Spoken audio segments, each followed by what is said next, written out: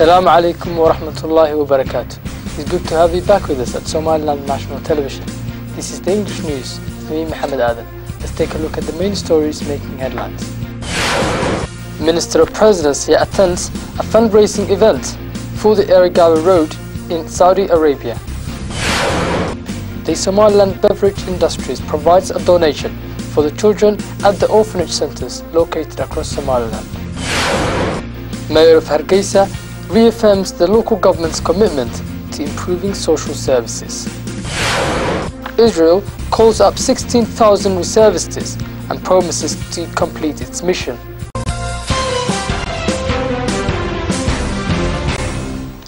The Minister of Presidency, Hirsi Ali Haji Hassan, attended a fundraising event for the road linking Erigavo and Buro. In Jeddah in Saudi Arabia, the event had in attendance several guests, included members of the Somaliland diaspora in Saudi Arabia, Somaliland government officials, and a wide array of other esteemed guests. The fundraising event held in Jeddah has had the aim of contributing to the Erigavo road reconstruction efforts being undertaken by the current administration of Somaliland. The road linking Erigavo and Buro is under construction, and the initial phases of road bridging is taking place. Members of the Somaliland diaspora in Saudi Arabia provided the initial remarks at the event. They pledged that Somaliland diaspora in Saudi Arabia is committed to always playing a leading role in all developmental initiatives being undertaken by the Somaliland government. Minister of Presidency Hirsi Ali Haji Hassan provided a speech at the event. He commended efforts by the Somaliland diaspora in Saudi Arabia, being relentless in assisting and allocating more funds for all developmental initiatives instead by the government. The minister also urged the Somaliland diaspora in Saudi Arabia to continue backing all developmental efforts, include ensuring that the ongoing road bridging efforts taking place on the road linking Erigavo and Buro completes successfully. Minister Hirsi elaborated on the major developmental initiatives started by the government, ranging from constructing or renovating roads to furthering productivity for the Somaliland citizens. The Somaliland Minister of Religious Affairs, Sheikh Khalil Abdullahi Ahmed, attended an event where the SBI company provided donations to the children residing at the orphanage centres located across Somaliland. As part of a month-long initiative that SBI undertook to help improve the living conditions of children residing across the orphanage centres located in all regions of Somaliland. Company manager of SBI, Mustafa Osman Gele, provided the opening remarks at the event. He elaborated on the major objective of this donation, describing it as a worthwhile initiative having the overall objective of helping the less fortunate during the holy months of Ramadan and Shawwal. In addition, Gele also reiterated that within a month-long effort, more than 14,300 USD have been collected as part of a company's package of providing donations to the less fortunate people residing across the regions of Somaliland. Earlier, SBI had announced 50 shillings of any bottle sold would be donated to the most in need people across the regions of Somaliland. We aimed to ensure that we achieve our objective toward helping the less fortunate. Today, we can get our achievements on our hands, said Mustafa Osman Gele. Minister of Religious Affairs, Sheikh Khalil Abdullahi Ahmed, spoke regarding the importance of providing dire contributions to the less fortunate, particularly centres that shelter the orphans. It's a moral obligation upon every Somaliland citizen to support and assist the less fortunate with all their capabilities. We commend SBI for undertaking this initiative. It is needed and can be indicated as a worthwhile initiative. We hope it will be instrumental in continuing efforts to support the less fortunate people residing across Somaliland, said the minister. He continued to add, I urge SBI to continue undertaking such laudable initiatives. With these, we can and will eventually be able to improve the lives of so many people in Somaliland, and our businesses will be gaining more prosperity as long as we conduct ourselves on monitoring the living conditions of families whose income is under the poverty rate, said the Minister of Religious Affairs.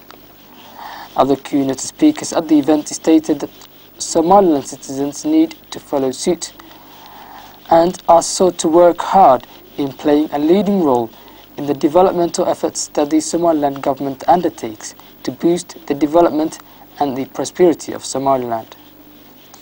Finally, the minister handed over the donation to representatives of several centres that shelter people with psychological illness and orphans. Mayor of Hargeisa Abdirahman Mohamed Aidid held a press conference in the capital city of Somaliland to send warnings regarding the protection of hygiene and the appearance of the capital city.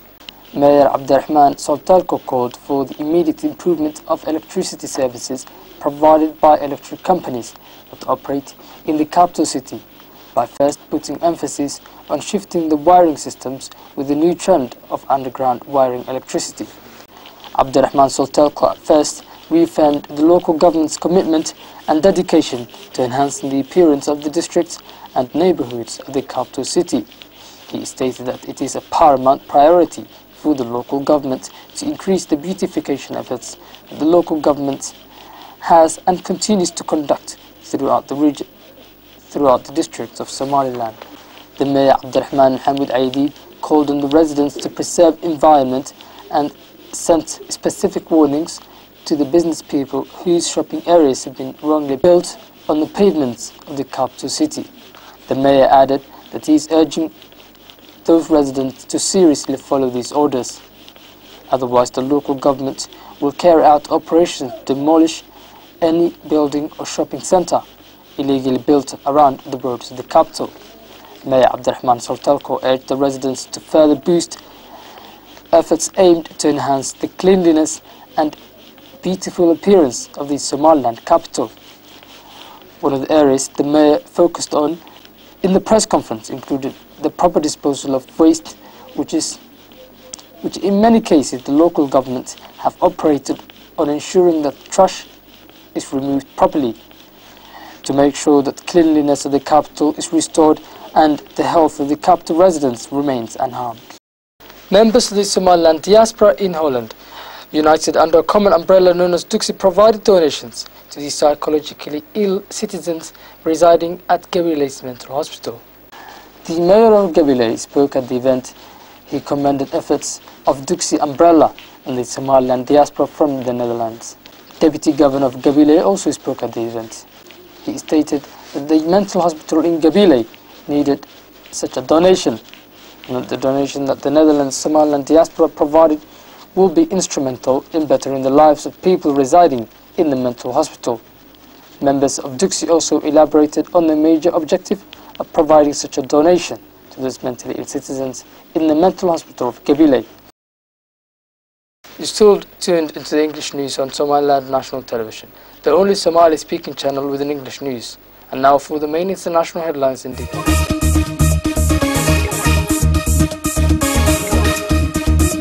A layer of dust covers the collapsed remains of houses in Gaza following another night of Israeli airstrikes. As Palestinians picked up the pieces, Israel has called up 16,000 reservists to bolster its military effort in Gaza. Israeli Prime Minister Benjamin Netanyahu has said his country is determined to complete its mission with or without a ceasefire. He said he would rule out any proposal that prevented Israel destroying infiltration tunnels dug by Hamas militants trying to infiltrate Israeli soil. Israel's military says it believes it requires several more days to complete this mission. Wednesday marked one of the deadliest days in the conflict so far, with more than 100 Palestinians losing their lives, bringing the death toll up to 1,360, while Israel counts 56 soldiers and 3 civilians killed. The president of the Palestinian Authority said that coastal enclave could now be considered an area of humanitarian disaster. Israel has sent a delegation to Egypt with the aim of negotiating a ceasefire. However, the Security Cabinet Secretary said squarely that a truce wasn't on the cards. In the absence of any agreement to lay down arms, the Israeli soldiers are focusing on taking out the remaining tunnels used by Hamas militants to access Israel for surprise. International observers hope to visit the crash site of the downed MH17 aircraft. Kiev called a one-day pause in combat operations against the rebels to allow investigators to reach the site in the east of the country. But media sources in Ukraine report that so far attempts to reach the area have been foiled by separatist militia. It is also reported Russian aviation experts have arrived in Kiev ahead of visit to the site where they will apparently work with international colleagues. Interfax, the Russian news agency, said the experts intended to meet the head of the investigative commission and to hand over all materials that the chairman of the commission had previously asked for. The teams will study the debris which scattered around farmland after the plane was believed to have been shot down, killing 298 people on board. That's all we have for you today. Thank you for watching. Be sure to join us at the same time tomorrow. Until then, Assalamu alaikum wa rahmatullahi wa barakatuh.